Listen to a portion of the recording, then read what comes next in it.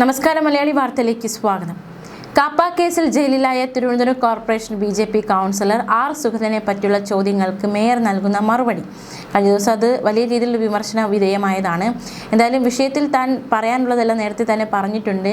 അയോഗ്യതാ ഭീഷണിയുണ്ട്, അതിൽ നിയമപരമായിട്ടുള്ള കാര്യങ്ങൾ അല്ലെങ്കിൽ വേണ്ട രീതിയിലുള്ള തീരുമാനങ്ങൾ, ഉചിതമായ തീരുമാനങ്ങൾ എടുക്കുമെന്നാണ് മേയർ നൽകുന്ന മറുപടി. തുടർച്ചയായി 3 കൗൺസിൽ യോഗങ്ങളിൽ പങ്കെടുക്കാതെ വിട്ടുനിന്നാൽ സുഗതന് അയോഗ്യത വരാനുള്ള സാധ്യതയുണ്ട്. അയോഗ്യത ഉൾപ്പെടെയുള്ള കാര്യങ്ങളെ രാഷ്ട്രീയമായി നേരിടുമെന്നാണ് mayor V Rajesh പ്രതികരിച്ചിരിക്കുന്നത്.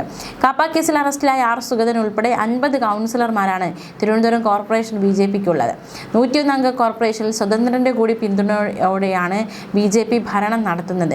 Kerala municipal നിയമത്തിലെ 91K വകുപ്പ് പ്രകാരം തുടർച്ചയായി 3 മാസം 3 കൗൺസിൽ യോഗങ്ങളിൽ നിന്ന് ഒരംഗം വിട്ടുനിന്നാൽ 4ാമത്തെ കൗൺസിൽ യോഗത്തോടെ അയോഗ്യനാക്കും. കൗൺസിൽ യോഗങ്ങളിൽ നിന്ന് വിട്ടുനിൽക്കാൻ അവധി അപേക്ഷ നൽകിയിട്ടുണ്ടെങ്കിൽ അയോഗ്യത വരില്ല.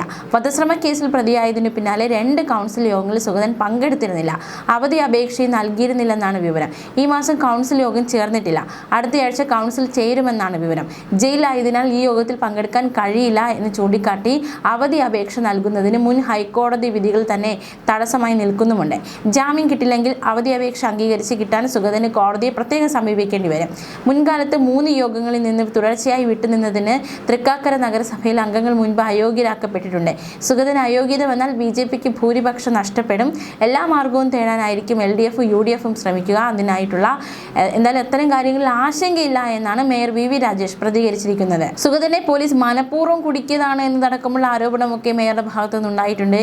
ഇതിനു പിന്നിൽ ഒരു മുൻ LDF MLAയും വട്ടിയൂർക്കാവ് CI വിപിനുമാണെന്നാണ് വി രാജേഷിന്റെ ആരോപണം. പാർട്ടി പ്രവർത്തനത്തിന്റെ ഭാഗമായുള്ള കേസുകൾ മാത്രമാണ് സുഗതന്റെ പേരിലുള്ളതെന്നും അത്തരത്തിലുള്ള 100 കണക്കിന് കേസുകൾ തന്റെ പേരിലുമുണ്ടെന്നുമായിരുന്നു മേയർ വാദിച്ചത്.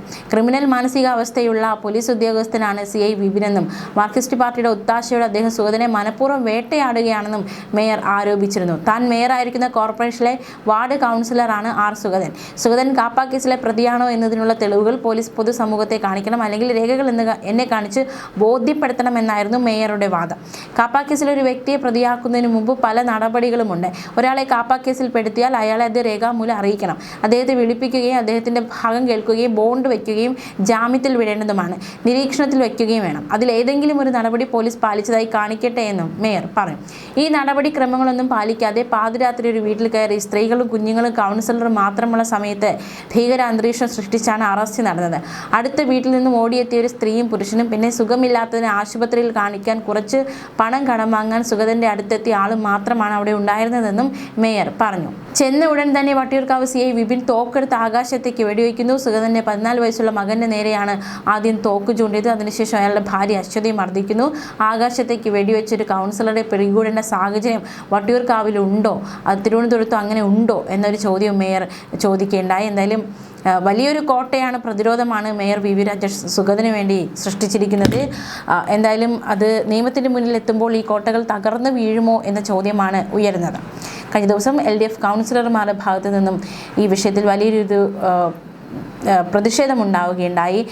സുഗതൻ രാജിവെക്കുന്നത് വരെ പ്രതിഷേധം തുടരുമെന്നും LDF കൗൺസിലർമാർ വ്യക്തമാക്കി. ആ പ്രതിഷേധത്തിലേക്കും അവരുടെ പ്രതികരണങ്ങളിലേക്കും ഇടതുപക്ഷ മുന്നണിയുടെ കൗൺസിലർമാര് ഇവിടെ ശക്തമായിട്ടുള്ള പ്രതിഷേധ സമരം നടത്തുകയാണ്.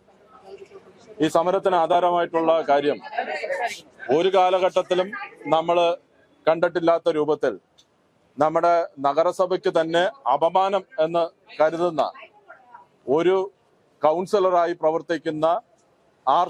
സുഗതൻ എന്ന് പറയുന്ന കൗൺസിലർ കഴിഞ്ഞ ഒരു 7-8 വർഷങ്ങൾ കൊണ്ട് തൻ്റെ പേരിനകത്ത് നിരവധിയായിട്ടുള്ള ക്രിമിനൽ കേസുകളുണ്ട്. കൗൺസിലർ ആകുന്നതിന് മുമ്പ് ഒരു കൂട്ടം കേസ്, കൗൺസിലർ ആയതിനു ശേഷവും വീണ്ടും ക്രിമിനൽ കേസുകളുടെ പ്രതിയാകുകയാണ് ചെയ്തിരിക്കുന്നത്.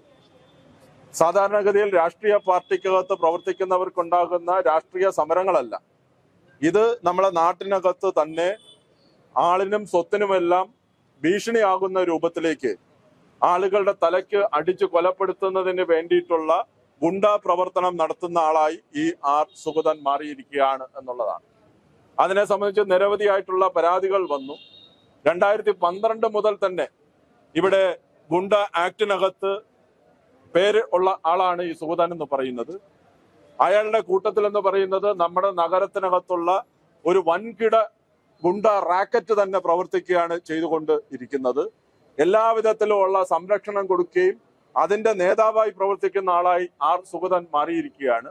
ആ സുഗതൻ എന്ന് പറയുന്ന ആള് കഴിഞ്ഞ 2 പ്രാവശ്യമായിട്ട് കൗൺസിൽ മീറ്റിംഗ് നടക്കുമ്പോൾ 2 മാസമായിട്ട് ഇവിടെ കാണാനില്ലാത്ത കാരണം എന്ന് പറയുന്നത് അറസ്റ്റ് വാറന്റ് കിടക്കുന്നത് കൊണ്ട് പോലീസിന്റെ അറസ്റ്റ് ഭയന്നിട്ടാണ് ഈ കൗൺസിലിലേക്ക് വരാത്തത്. ആ വാർഡിനകത്ത് നിരവധിയായിട്ടുള്ള ജനകീയ പ്രശ്നങ്ങളുണ്ട്.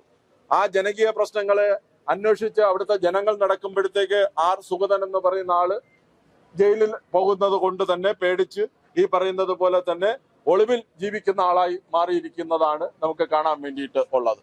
കഴിഞ്ഞ 2 പ്രാവശ്യമായിട്ട് കൗൺസിൽ വന്നിട്ടില്ല. നിങ്ങൾക്കറിയാവുന്ന പോലെ മുനിസിപ്പാലിറ്റി ആക്ട് അനുസരിച്ച് 3ാമതൊരു കൗൺസിലിനകത്ത് കൂടി വരാതിരുന്നു കഴിഞ്ഞാൽ സ്വാഭാവികമായിട്ട് ഈ കൗൺസിലറുടെ മെമ്പർഷിപ്പ് ടെർമിനേറ്റ് ചെയ്ത് പോകുമെന്നുള്ളത് കൊണ്ട് മറ്റ് നടപടികളിലേക്ക് പോകുന്നുള്ളത് കൊണ്ട് തന്നെ ഈ പറയുന്ന മേയർ ബോധപൂർവം ഇവിടെ നഗരത്തിനകത്തുള്ള വലിയ പ്രശ്നങ്ങൾ നിലനിൽക്കുമ്പോൾ, മഴക്കാലത്തിനകത്ത് വന്നിട്ടുള്ള ജനകീയ പ്രശ്നങ്ങളെല്ലാം നിലനിൽക്കുമ്പോൾ സാധാരണഗതിയിൽ വെള്ളത്തിനും വൈദ്യുതിയും അതുപോലെ തന്നെ വേസ്റ്റ് മാനേജ്മെന്റും അതുപോലെ തന്നെ വെള്ളം കെട്ടുന്ന പ്രശ്നങ്ങളുമെല്ലാം നീറുന്ന പ്രശ്നങ്ങൾ ജനങ്ങൾക്ക് വന്നപ്പോൾ പോലും അത് കൗൺസിൽ വിളിച്ചു കൂട്ടി ചർച്ച ചെയ്യാൻ വേണ്ടിയിട്ട് ഈ മേയർ തയ്യാറാവുന്നില്ല. മേയർ തയ്യാറാവാത്തതിന്റെ ഭാഗമെന്ന് പറയുന്നത് ഈ പറയുന്ന കോടതിക്കകത്ത് നിന്ന് മുൻകൂർ ജാമ്യത്തിന് കൊടുത്തിരിക്കുകയാണ് സുഗതൻ. ആ സുഗതന്റെ മുൻകൂർ ജാമ്യം കിട്ടുന്നത് വരെ ഇവിടുത്തെ കൗൺസിലിൽ കൂടണ്ട എന്നുള്ളതാണ് ഇവിടുത്തെ മേയർ എടുത്തിരിക്കുന്ന നിലപാട് എന്ന് പറയുന്നത്. ആലോചിച്ച് നോക്കുക, ഇങ്ങനെ ഒരു മേയർ പ്രവർത്തിക്കാൻ വേണ്ടിയിട്ട് പാടുണ്ടോ? യഥാർത്ഥത്തിൽ ഗുണ്ട സുഗതൻ എന്ന് പറയുന്ന ആൾക്ക് കഞ്ഞി വെച്ചു കൊടുക്കുന്നവനായിട്ട് ഈ പറയുന്ന മേയർ മാറിയിട്ടിരിക്കുകയാണ് യഥാർത്ഥത്തിൽ നമ്മൾ കാണുന്നത്. കള്ളന് കഞ്ഞി വെച്ചു കൊടുക്കുമെന്ന് നമ്മൾ കേട്ടിട്ടുണ്ട്. പക്ഷെ അതിന്റെ മേലിൽ എന്ന് പറയുന്ന രൂപത്തിൽ മേയർ എന്ന് പറയുന്നത് ഗുണ്ടകൾക്ക് കഞ്ഞി വെച്ചു കൊടുക്കുന്നവനായി മാറിയിരിക്കുകയാണ്. അയാളെ ന്യായീകരിക്കുകയാണ് ചെയ്യുന്നത്. ഇവിടെ സുഗതൻ നടത്തുന്ന ക്രിമിനൽ ആക്ടിവിറ്റീസിന് മുഴുവൻ സഹായിക്കുന്ന രൂപത്തിലേക്കാണ് ഈ കൗൺസിലറുടെ BJP അംഗങ്ങൾ മാറിക്കൊണ്ട് ഇരിക്കുന്നത്. നിങ്ങൾ ആലോചിച്ച് നോക്കുക. അല്ല, പോലീസ് വാറന്റ് ഉണ്ട്, പോലീസ് അറസ്റ്റ് ചെയ്ത് ഈ പറയുന്നത് പോലെ തന്നെ കളക്ടറുടെ ഉത്തരവിന്റെ അടിസ്ഥാനത്തിലാണ്. കാപ്പ എന്ന് പറയുന്നത് ഇവിടെ മേയർ പറയുന്നത് പോലെ തന്നെ പൊട്ടത്തനമല്ല. കാപ്പ എന്ന് പറയുന്നത് ഒരു പ്രൊസീജിയറാണ്. ആ പ്രൊസീജിയർ എന്ന് പറയുന്നത് കേവലം ഒരു ദിവസം കൊണ്ട് എടുക്കുന്ന പ്രൊസീജിയർ അല്ല.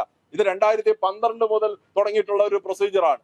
ആ പ്രൊസീജിയറിന്റെ അടിസ്ഥാനത്തിൽ ഇവിടുത്തെ പോലീസ് അതോറിറ്റി ഒരു റിപ്പോർട്ട് കൊടുത്താൽ ആ റിപ്പോർട്ടിനെ ബേസ് ചെയ്തിട്ട് കളക്ടറാണ് തീരുമാനിക്കുന്നത്. ആ കളക്ടറാണ് ഈ പറയുന്ന കാപ്പ കേസ് എടുത്തിരിക്കുന്നത്.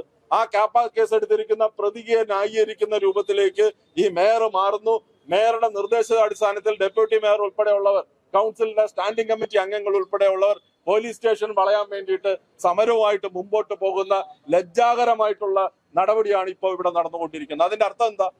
അതിന്റെ അർത്ഥം എന്ന് പറയുന്നത് ഈ നാട്ടിലെ ഗുണ്ടായിസം വളർത്തുന്നതിന് വേണ്ടിയിട്ട് ഇവിടുത്തെ കൗൺസിലർമാരായി പ്രവർത്തിക്കുന്ന BJPയുടെ നേതൃത്വം തന്നെ ഈ ഗുണ്ടാ പണി നടത്തുന്നതിന് വേണ്ടിയിട്ട് ഇവരെല്ലാം സ്വയം ഗുണ്ടകളായി മാറുന്ന